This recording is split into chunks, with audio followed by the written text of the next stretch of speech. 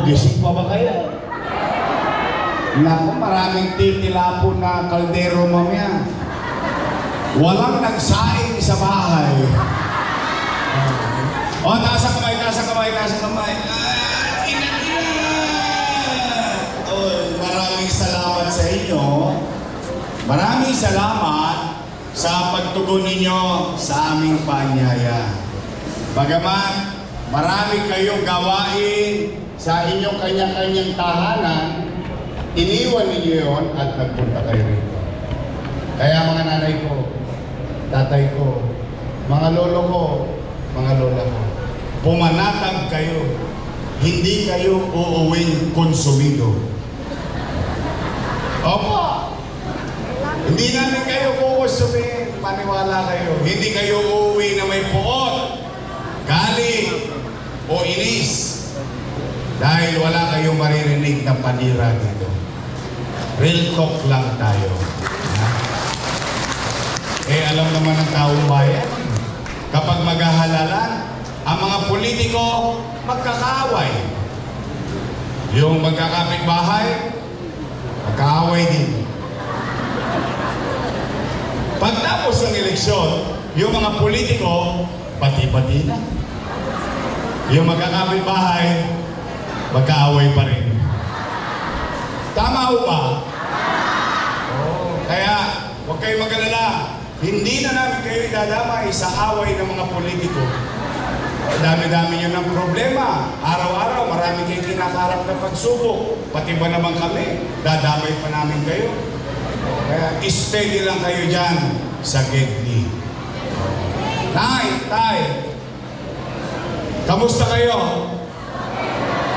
Ay, salamat sa Diyos. Opo. Bagay na dapat natin ipagpasalamat sa Diyos na kayo'y mabuti. Bakit? Kung maalala ninyo, ilang taon pa lang na nakakalipas. Lahat tayo natatakot. Baka tayo magutom. Baka tayo mamatay. Dala ng pandemya. Tama mali? Takot na takot tayo. Kahit sa loob ng bahay, takot na takot tayo. May humatsik na. Hatsik. Ay, may COVID. May COVID. Tama ba? Oo. Kaya, salamat sa Diyos. Ano't anuman ang ating pinagdaanan na hirap at pagsubok noong nakaraan. At ano't anuman ang hirap at pagsubok ng pinagdaraanan natin ngayon, salamat sa Diyos, buhay tayong lahat ngayong araw na ito. Dahil ang buhay, may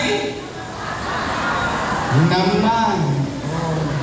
O nay, mga lolo't lola ko, matanong ko lang kayo, bakit ba kayo naghahanap ng ibang mayor kung meron namang mayor na nakaupo?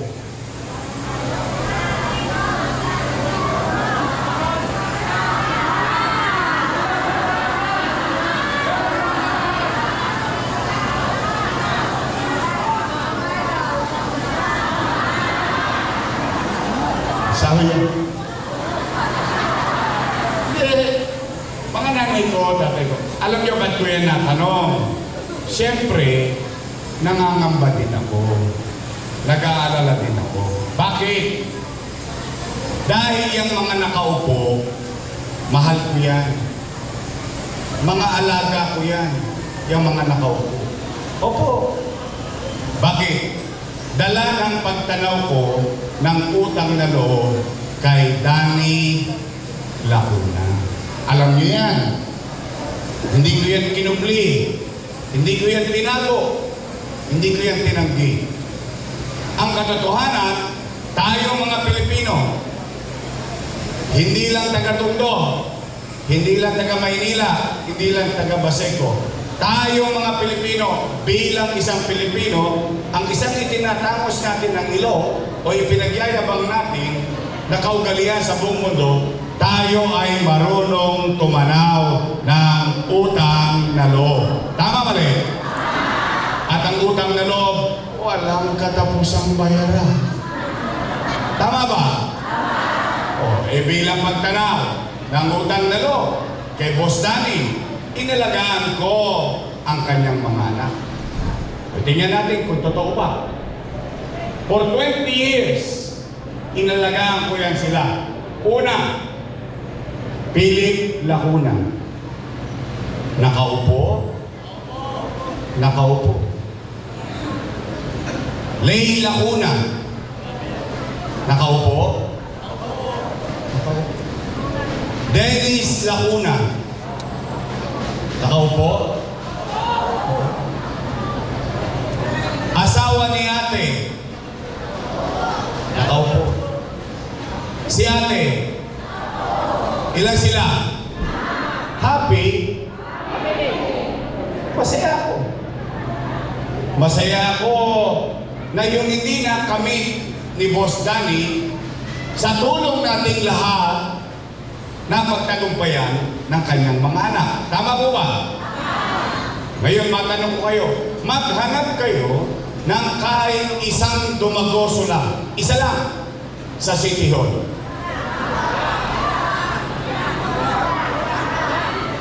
Bakit? Bilang pagtanaw ng utang na loob, isinantabi ko muna ang mga anak ko, inayos ko muna ang mga anak ni Boss Danny. Ngayon, kung sila'y naging mabuti sa kanilang tungkulin o hindi ako para humusga. Taong bayan ang mag-uusga niyan. Tama po ba? Tanong, Yorme, tatanaw ka pa ba ng utang na loob? Tanong, ang sagot, opo. Bakit? Pilipino ko eh. Ganun talaga tayong mga Pilipino. Kaya lamang, may pakiusap lang ako. Baka kung po pwede, sa ibang bagay na lang ako tumanaw ng utang na loob. Bakit? May utang na loob din naman ako sa taong bayan eh. Kung wala ang Diyos, wala kayo, wala ako sa kinalalagyan ko ngayon.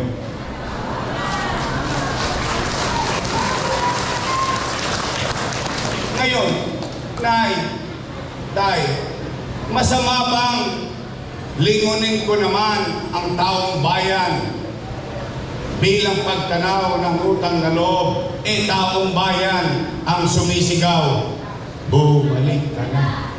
Bumalik ka na. Bumalik ka na.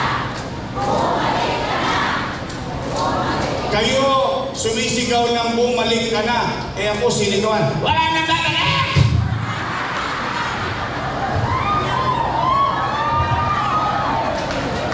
Napanood nyo? Talaga?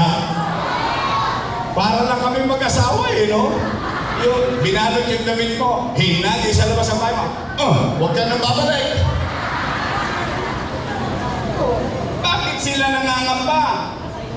Bakit sila natatakot? Hindi naman sila ang may-ari ng pwesto na yan. Yan ay pag-aari ng taong bayan. At kami, empleyado lang. At ang kontrata namin, 3 years. After 3 years, expire. Tapos babalik ka ulit sa taong bayan. Magpaparenew ka ng kontrata. Pag sinabi ng taong bayan, approve. Renew. 3 years ulit. After 3 years, expire. Tama mali? In fact, sa katotohanan, kapag nagustuhan ng taong bayan, ang trabaho mo, ipo-promote ka pa ng taong bayan. Tama ba? Katulad ng ginawa niyo sa akin, kunsihan, 9 years, tapos na term, pass your paper. Anong ginawa ninyo? Ginawa niyo akong vice mayor. Finish contract, pass your paper. Tapos ginawa ninyo akong mayor. Tama po ba? At ang katotohanan ng buhay, Tay, ang isang leader, kapag siya'y magaling, episyente, mapagmahal sa kanyang nasasakupan. Kahit hindi na siya makita ng taong bayan, iboboto siya ulit ng taong bayan. Ngayon sila'y nagagalit. Ako na ang pinakamasamang tao sa paningin nila. Samantalang nung araw, pagkasama ko sila sa Nangka, sa Wakali, sa Kodli, lagi ko silang kasama. Puro sila papuri, papuri, papuri, para sila nagsisimba. Papuri sa'yo. Nay, kailangan mo tubig. Dahil lang ang tawa. Di totoo naman, di mo ba? Nakita niyo yun, napanood niyo. Ngayon nagagalit. Bakit sila mangangamba kung naging mabuti naman sila? Bakit natin pinangungunahan ng taong bayan sa magiging desisyon ng taong bayan? Tingnan ninyo, bakit ako hindi magtatampo? Ang akala ba natin, kasi ito ang akala ko, baka maling akala ko to, o baka maling akala nyo rin. Anong akala natin? Na lahat na nasimulan natin, itutuloy na lang nila. Tama mali? Wawaglit ako na wala. Binago-bago na nila. Totoo. Ba't ako nagtatampo? Partikular, anong binago nila?